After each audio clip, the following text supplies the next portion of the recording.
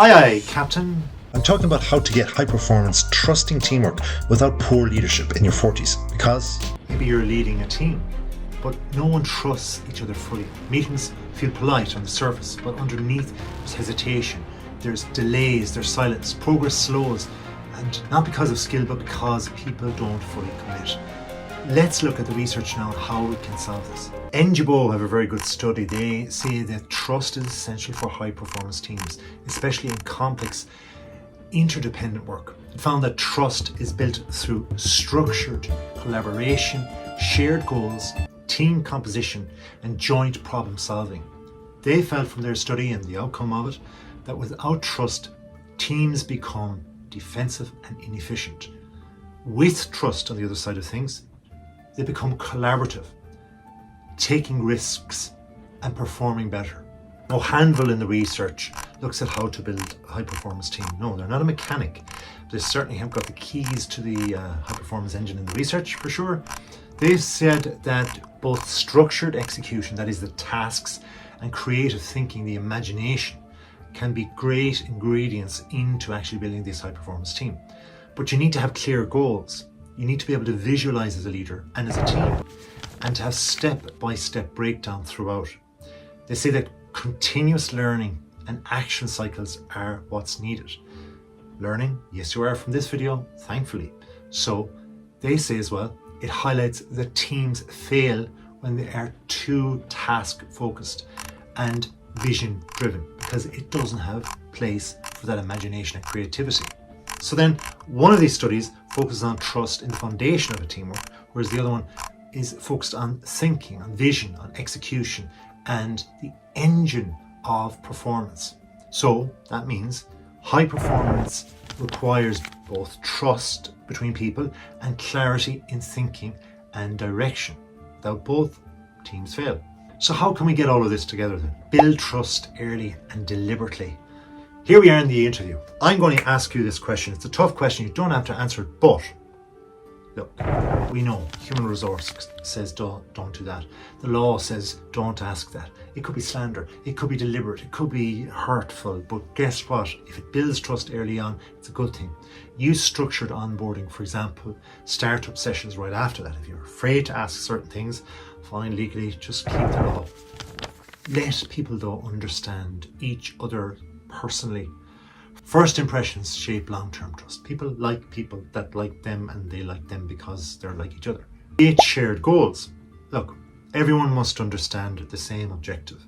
Align personal and team priorities as well. Teams are made up of players within the team are employees are people, and everyone is the encapsulation of people that we're talking about. So reduce hidden agendas. Be straight as a die as much as you can. And in doing so, encourage joint problem solving. My problem is your problem. The problem halved is a problem shared. And if you can actually divide it into different pieces of the pizza, that means the problem is put out there to everybody, and we can bring it back in, because we can have better solutions from others. So solve issues together, not individually.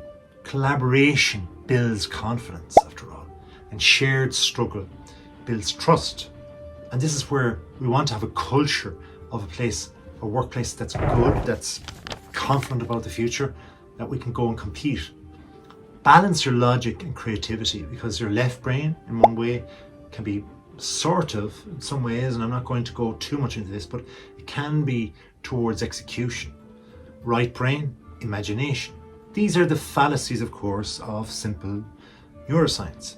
But there are parts in the left and right brain that has these type of skills or abilities and attributes to do this. If you want to think about it that way, if it helps you remember that way, brilliant. Take it like that. It's meant so you can have a high performance team. Now, both the execution and imagination, wherever they come from, are needed if performance is to be sustained. We got to do this, guys. We have a list. So remember, action from that list beats discussion. I have a list from yesterday. I have a list from the next day.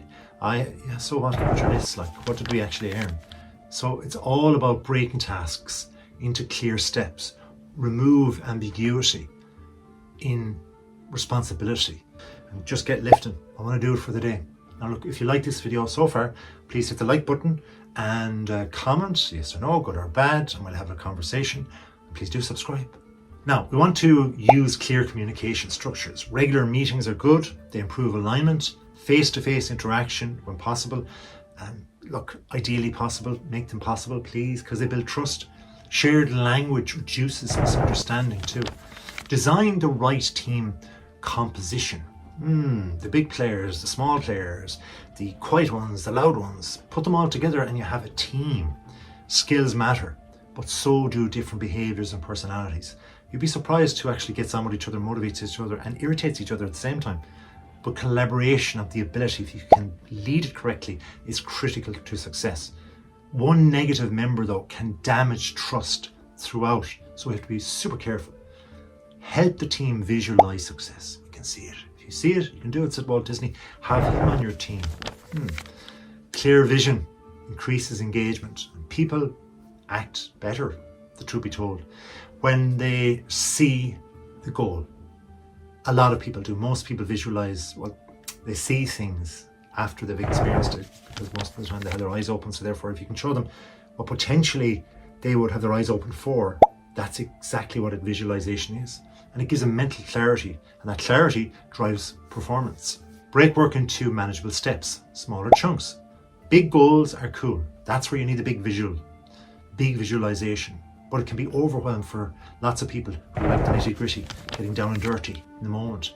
Small steps are for good mankind, I believe, somewhere along the line when we went to the moon, but you had to get there out of the shuttle in the first place. Take that step, create momentum after that, even if you're wobbly. Progress builds confidence, doesn't it? Because confidence, it's infectious in a very good way. So try to, if you do fail and you're overconfident, reinforce learning and adapt, learn from your mistakes. This is part of growth. There's feedback loops coming along here, so allow the performance to dictate your growth and have continuous learning, sustaining high potential for growth. My takeaway personally from the research is that teams fail without trust. Teams stall without clear thinking and direction.